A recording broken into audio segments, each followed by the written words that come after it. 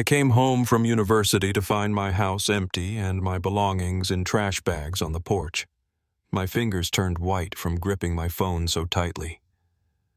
"What do you mean you don't have the keys?" "The house is empty?"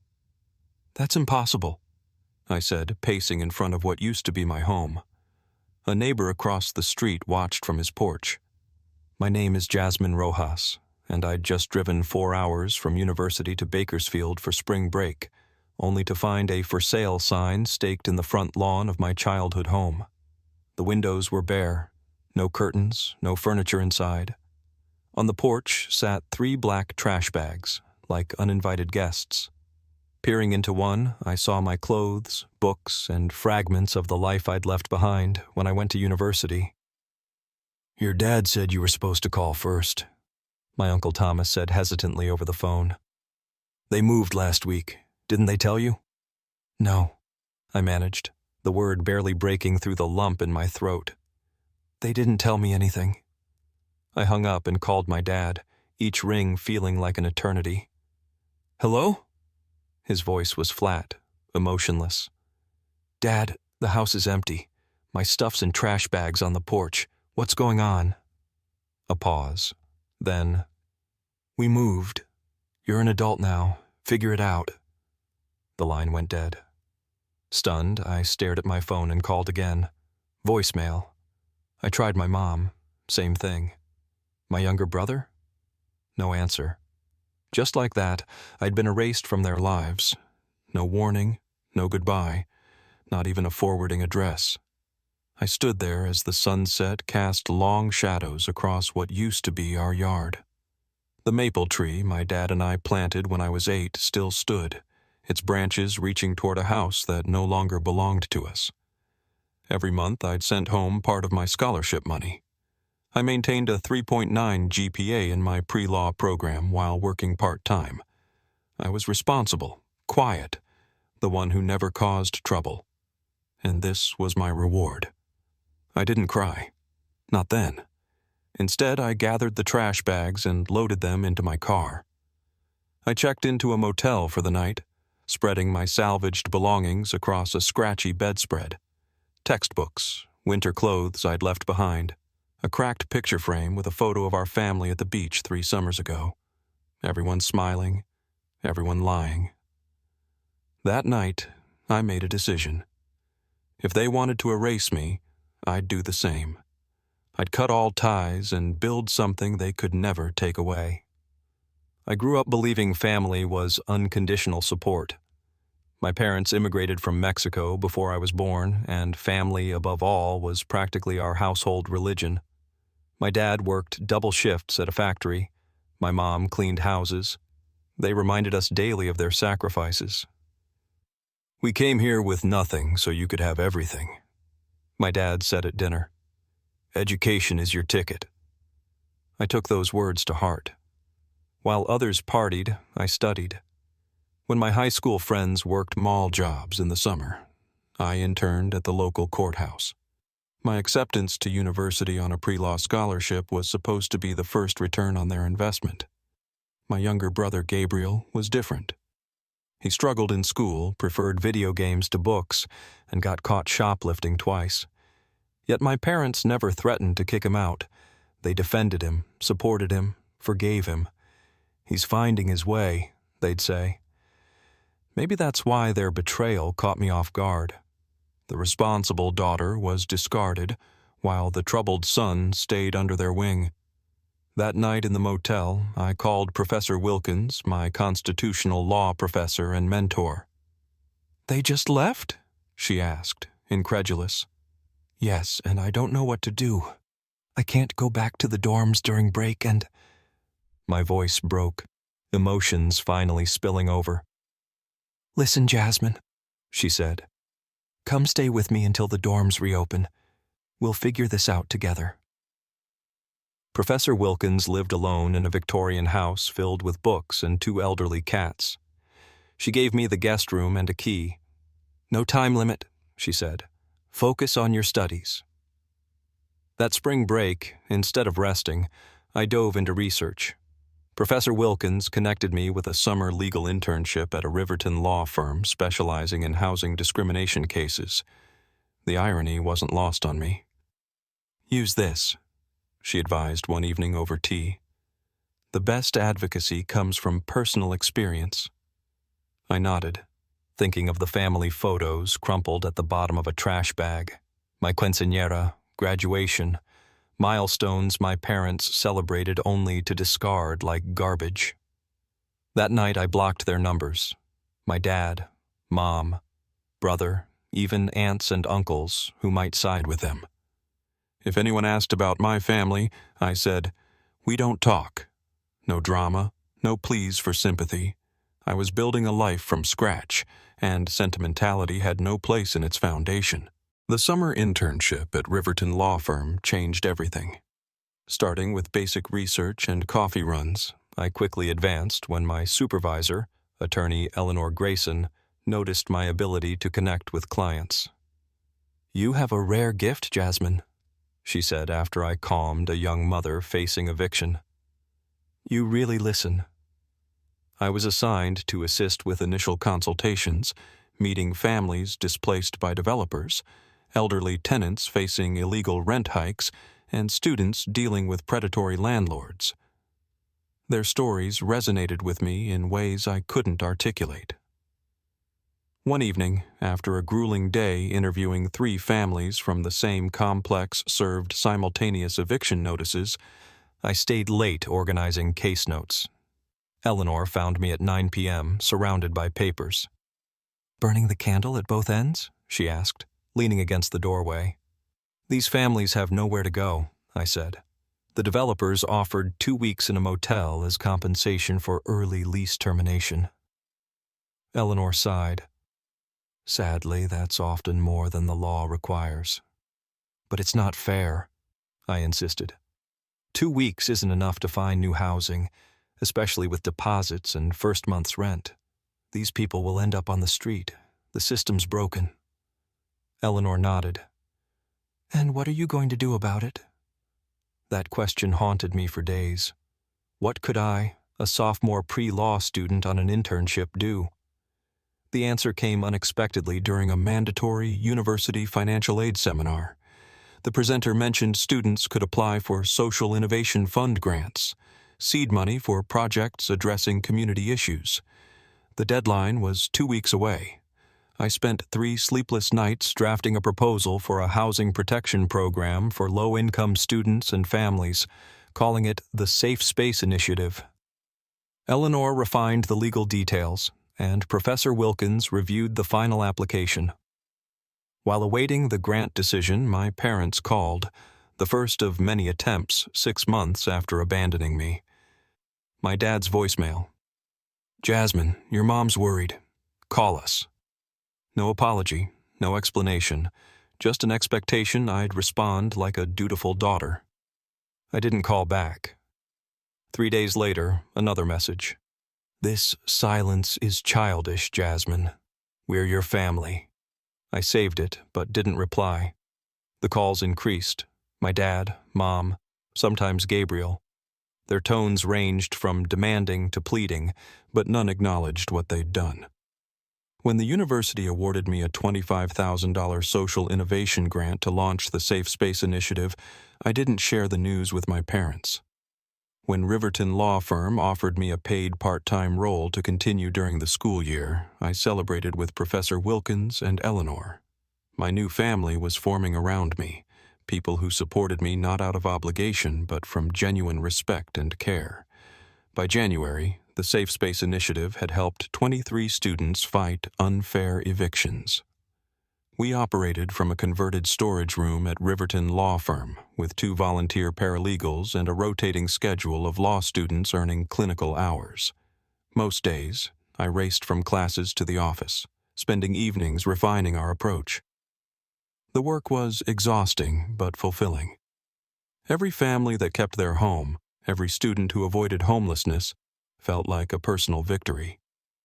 I was building something meaningful from the wreckage of my own displacement. Meanwhile, my parents intensified their campaign to reconnect. Calls came with alarming frequency, sometimes multiple times a day. When I kept ignoring them, they enlisted relatives.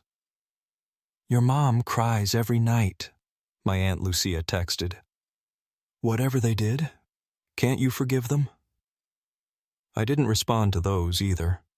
Forgiveness requires accountability, and they hadn't acknowledged their fault. One Tuesday in February, I was counseling a sophomore named Devin, who'd returned from winter break to find his landlord had rented his room to someone else despite a paid lease. As we discussed options, the office phone rang. "Safe Space Initiative, this is Jasmine," I answered, gesturing apologetically to Devin. "Jasmine, is that you?" It was my mom's voice. My heart skipped. "How did you get this number?" "It's on your website," she said. "Why won't you answer our calls? We've been so worried."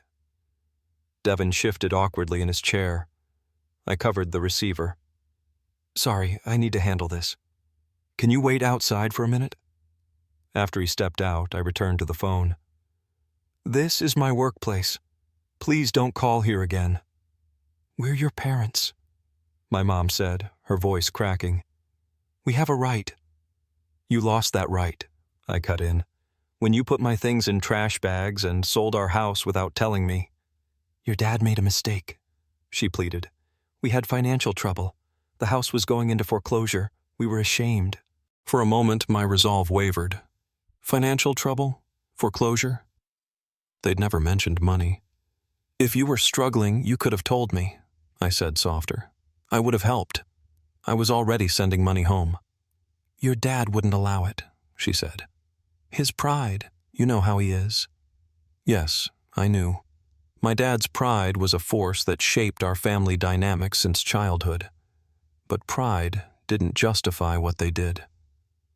"I need to get back to work," I said firmly. "Please respect my boundaries." I hung up before she could respond. My hands trembled slightly as I set down the phone. That brief call stirred feelings I thought I'd buried. Anger, yes, but also a smoldering sense of responsibility for them. Later that evening, Eleanor found me at my desk, staring at the Safe Space call log. "Everything okay? You seem distracted," she said, perched on the desk's edge. I hesitated, then shared the call. "Part of me wants to believe they had a good reason," I admitted.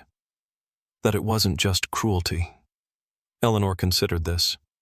"People rarely act from pure cruelty, Jasmine, but a reason isn't an excuse.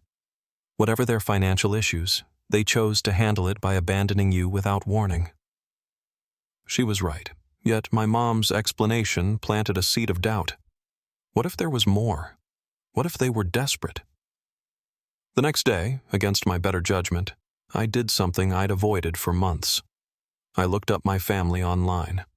What I found shattered any budding sympathy. A cheerful social media post from my mom, dated 3 weeks after their move, showed her, my dad, and Gabriel smiling in front of a new house. The caption read, "New beginnings. So grateful. No financial crisis. No foreclosure. Just a choice to leave me behind." Unanswered calls piled up like falling snow. 120, 150, 200. My parents' voicemails evolved from demanding to pleading, sometimes sprinkled with updates about their new life, as if we were having a normal conversation instead of a one-sided barrage. "Gabriel got into community college," my mom said in late March. "He's studying programming. You always said he was smart." "The neighbors brought tamales," my dad announced in April. "Not as good as your mom's, but they're trying to be welcoming." These mundane updates infuriated me more than their earlier demands. They were living their lives, forging new connections, celebrating milestones, while I was still processing the trauma of their betrayal. Meanwhile, the Safe Space Initiative gained traction. A local news station ran a segment on our work, interviewing students we'd helped. The university newspaper followed with a profile highlighting my innovative approach to housing justice. These bursts of attention spiked our caseload. "We need more resources," I told Eleanor one afternoon, pointing to overflowing application folders. "More volunteers, more space, more funding. "I might have a solution," she replied. "The Watkins Foundation is accepting applications for their annual social justice grants. The award's big enough to hire staff and lease proper offices." The application process was grueling. I spent weeks drafting and revising our proposal, collecting client testimonials, and compiling data on housing instability among students. The final document spanned 47 pages, detailing Safe Space's mission, methodology, and measurable outcomes. 2 days after submission, I got a call from an unfamiliar number with my hometown's area code. "Hello?" I answered cautiously. "Jasmine, it's Mrs. Hernandez, your old neighbor." I hadn't spoken to her since finding the house empty. "I hope it's okay I called," she continued. "Your brother gave me your number, said you might not answer if you saw their names." My defenses shot up. "If this is about reconnecting with my parents—" No, she interrupted. "Not exactly. It's about the house, your old house. Someone broke in yesterday. Police think they were looking for valuables, but the house is empty, of course. Your dad asked me to check if it was you, coming back for something. He didn't want to report a break-in if it was you." I nearly laughed at the absurdity. "I haven't been back since that day, Mrs. Hernandez, and I don't have keys anymore." "That's what I told him," she sighed. "But there's something else. The burglar left something, a letter with your name on it. The police gave it to me since I'm watching the house." My heart skipped. "What does it say?"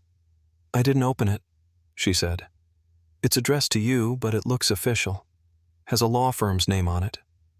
"Official mail at my old address?" I'd updated my address months ago. "Can you open it? Just tell me what it says." I heard paper rustling, then silence. "Mrs. Hernandez?" It's about your grandmother's inheritance," she said finally. "Your mom's mom in Mexico." My grandmother died when I was 13. I barely remembered her. "What inheritance?" "It says you inherited property in Oaxaca," she read slowly. "There's a bank statement, Jasmine. The account has over $400,000. My mind reeled. That can't be right.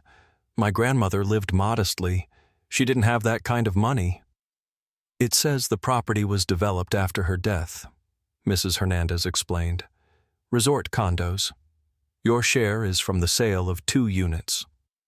I grabbed a pen, scribbling as she dictated the law firm's contact info.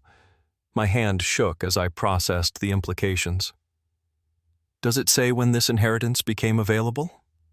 Mrs. Hernandez paused, shuffling papers. "Yes, it was finalized last March." Last March. Before my parents abandoned me. It couldn't be a coincidence. They knew about my inheritance and still left me. The Watkins Foundation called while I was still digesting the inheritance news. We'd been selected as grant finalists and needed to prepare a presentation for their board. Normally, this would have been cause for celebration. The foundation's support could turn Safe Space from a student initiative into a full-fledged nonprofit. But I was distracted, my thoughts circling back to my grandmother's inheritance. After consulting Eleanor, I contacted the Mexican law firm handling the estate. They confirmed everything. The inheritance was legitimate, the money was mine, and, most tellingly, notification had been sent to my parents as my legal guardians over a year ago when I was still 19. They'd hidden it from me. They knew I was getting this inheritance, I told Professor Wilkins over one of our regular dinners, and they still put my things in trash bags. She set down her fork. "Have you thought about why?" "Money," I said bitterly. "They probably thought they deserved it more than me." "Maybe," she agreed. "But hiding an inheritance is hard. You'd find out eventually. Perhaps they planned to tell you on their terms, to keep you grateful, dependent." I pushed my plate away, appetite gone. Or maybe they never planned to tell me at all. The inheritance money hit my account 3 days before the Watkins presentation. I hadn't decided what to do with it, but its presence gave me an odd sense of security. For the first time since finding my childhood home empty, I felt financially free from my past. The Watkins presentation was scheduled for a Saturday noon in May. I arrived at their downtown offices an hour early, rehearsing notes in the sleek reception area.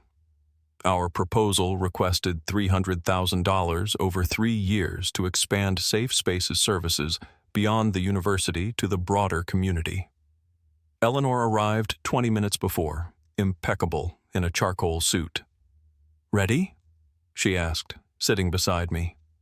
"As I'll ever be," I replied, adjusting my carefully chosen blazer, navy, professional but approachable. "The board can seem formal," she warned, "but they care about impact. Focus on the human stories, how safe space changes lives." We were escorted to a boardroom where 8 people sat around a polished table. I recognized a few from my research: local business leaders, philanthropists, a retired judge. The foundation's director, William Watkins, stood to greet us.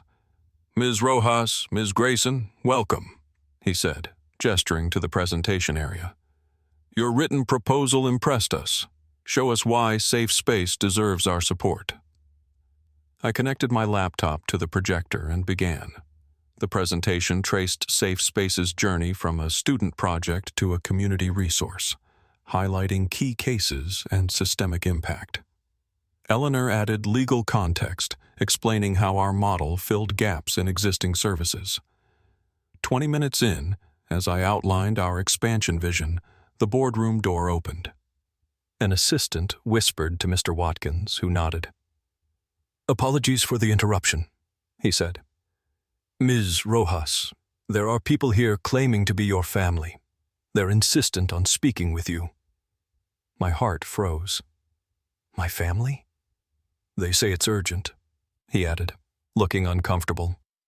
"We can ask them to wait until we're done." Eleanor touched my arm supportively. "Your call, Jasmine." I took a deep breath. After months of unanswered calls, my parents had tracked me down, possibly at the most critical professional moment of my young career. The timing couldn't have been worse, or more telling. "Please tell them I'll speak with them after the presentation," I said, my voice surprisingly steady. "This is too important to interrupt." Mr. Watkins nodded approvingly, and the assistant left to relay my message. I resumed the presentation, but my mind churned. What could be so urgent after nearly a year of silence? I finished on autopilot, my voice professional despite the emotional storm inside. The board asked insightful questions, which I answered carefully, determined not to let personal drama derail this opportunity. When they thanked us and promised a decision in 2 weeks, I felt drained, not hopeful.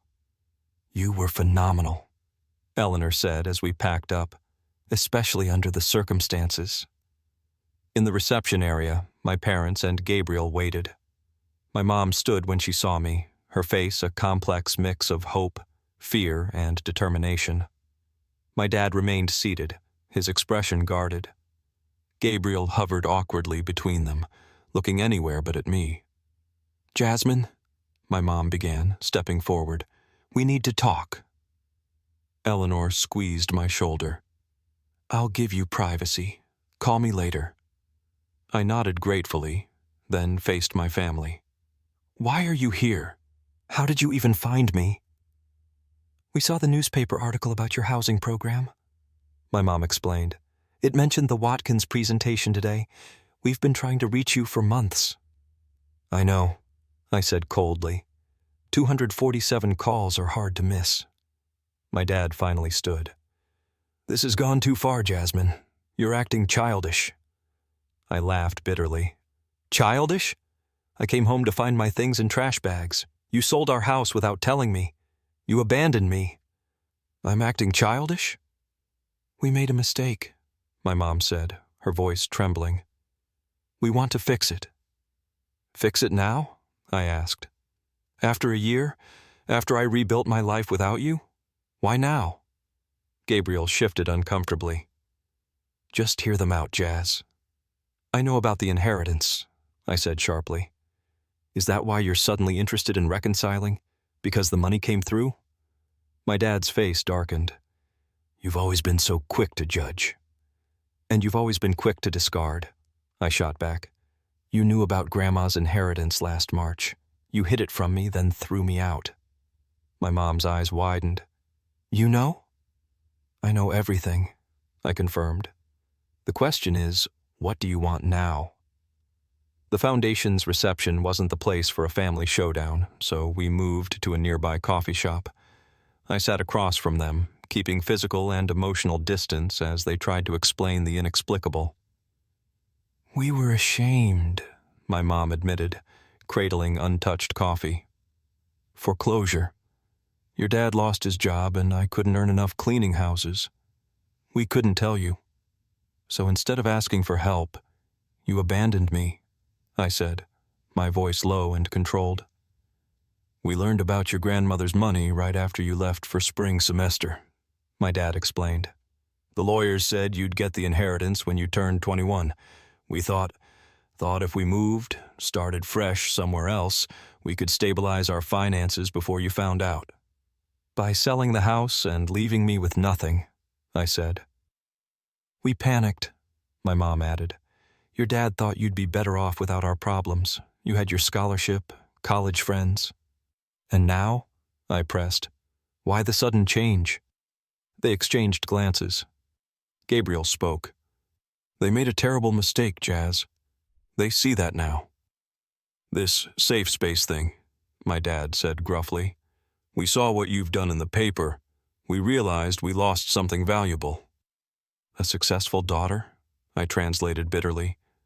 No, my mom insisted. Our family, our bond.